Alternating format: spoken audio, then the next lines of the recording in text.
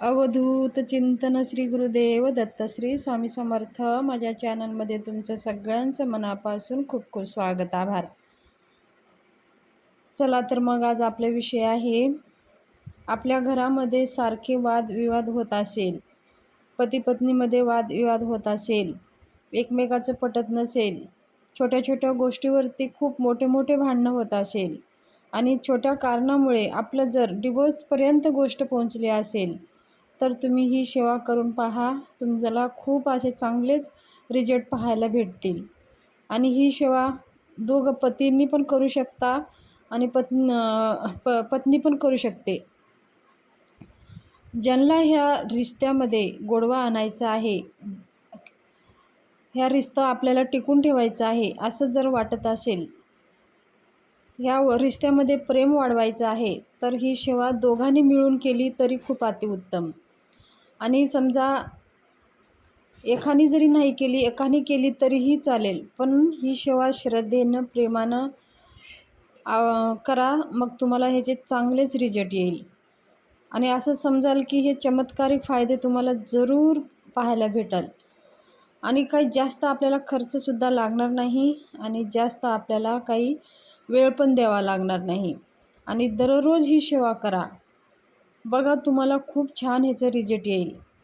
पती पत्नीमध्ये जर भांडणं होत असेल, तर प्रत्येक कार्यामध्ये त्याचा प्रभाव आपल्याला जाणवतं. कामामध्ये जाणवतं, घरामध्ये जाणवतं, आपल्या शरीरावर जाणवतं.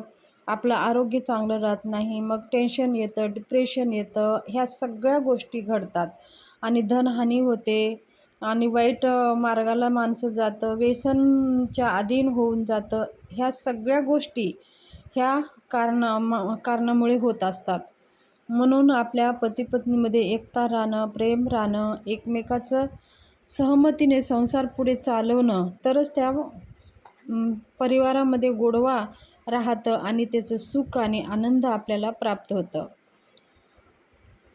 तर असं काही आपल्याला घडत असेल, एकमेकाचं पटत नसेल, तर तुम्ही ही सेवा करून पहा. आपल्याला काय करायचं आहे,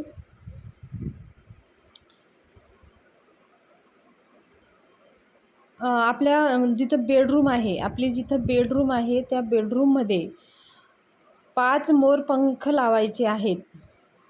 जिथं आपली बेडरूम आहे त्या वायव्य दिशेमध्ये 5 मोरपंखाचे मोरपीस लावायचे आहे. तर ते मग कसं लावू शकता तुम्ही पहा.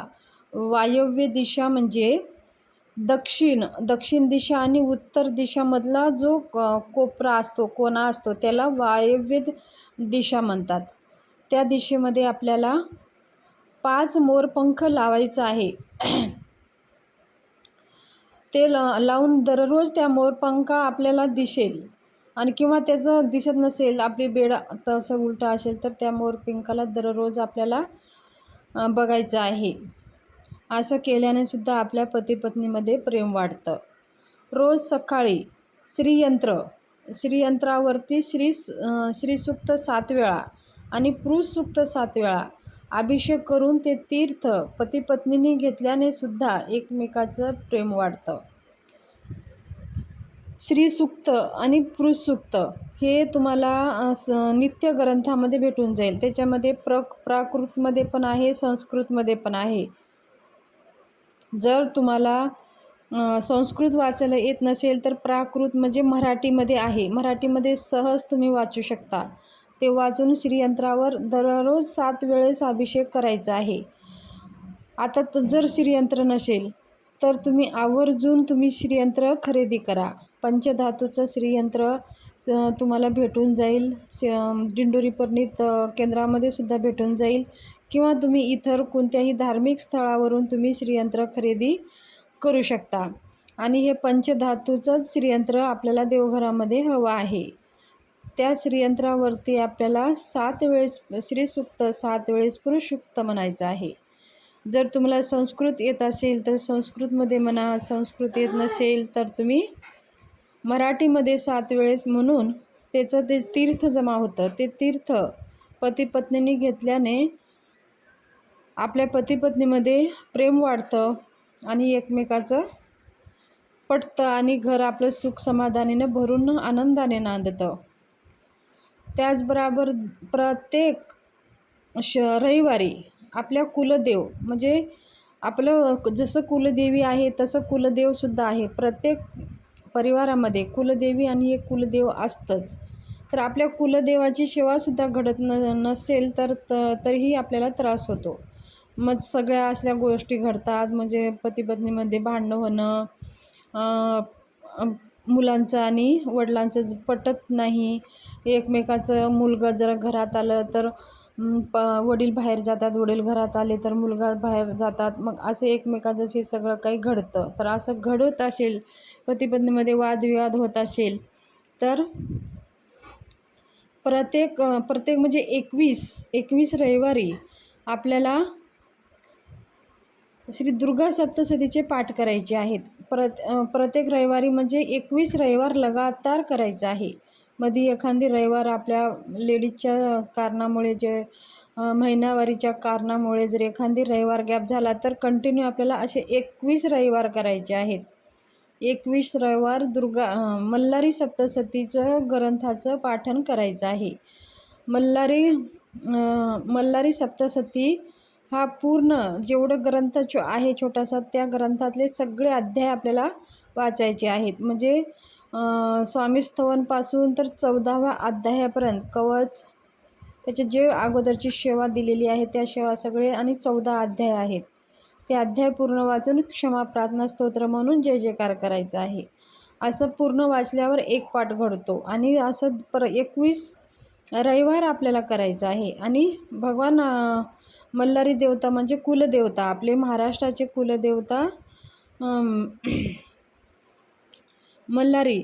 तर आपल्याला खंडोबा म्हणजे आपल्या महाराष्ट्राचे कुलदेवता आहेत खंडोबा. तर खंडोबा हे मल्हारी सप्तशतीचा ग्रंथ वाचल्याने आपल्या कुलदेवाची सेवा घडते.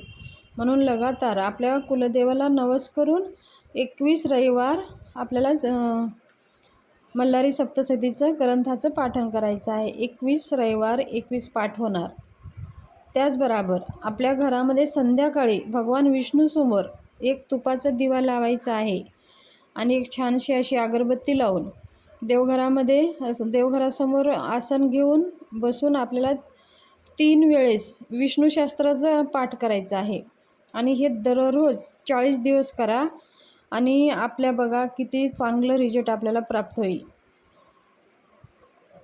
विष्णूशास्त्र नाम संस्कृतमध्ये आहे. जर तुम्हाला वाचायला अवघड जात असेल तर यूट्यूबला लावून तुम्ही इकडं श्रवण करू शकता. पण आपलं लक्ष सगळं एकाग्र पाहिजे. आपण जरी कानाने श्रवण केले तरीही त्याचे फायदे आपल्याला भेटत असतात. आणि हळूहळू आपण दररोज 3 वेळेस विष्णूशास्त्राचं ऐकून यूट्यूबला लावून ऐकून ते आपल्याला म्हणायला पण नंतर सोपे होऊन जातात. पण 40 दिवस ही सेवा करा. तुमच्या पतीपत्नीमध्ये कितीही भांडणं होत असेल तर ते भांडणं कमी व्हायला मदत होते. आणि सेवा करण्याच्या आधी संकल्प जरूर करायचा आहे. आपल्या घरामध्ये ज्या काही समस्यासाठी दररोज 3 वेळेस तुम्ही विष्णूशास्त्राचं वाचन करणार आहात, ते कशासाठी करणार आहात आणि त्याचं जे काही आपले समस्या आहे ते दूर व्हावं म्हणून भगवान विष्णूंना सांगून नमस्कार करून धूपदीप ओवाळून मग ही सेवा सुरू करायची आहे. हे दररोज केल्याने म्हणजे 40 दिवस 3 वेळेस विष्णूशास्त्र पाठ केल्याने आपल्या सगळ्या काही पतीपत्नीमधल्या समस्या दूर होतात. आणि वर्षातून आपल्याला 3 गुरुचरित्राचं पारायण करायचं आहे. 3 गुरुचरित्र पारायण वर्षातून झालेच पाहिजे. आणि रोज 21 वेळा गोराष्टक स्तोत्र म्हणायचं आहे. एकदम छोटं 1 मिनिटाचं तो स्तोत्र आहे आणि दररोज आपल्याला हे 21 वेळा म्हणायचं आहे.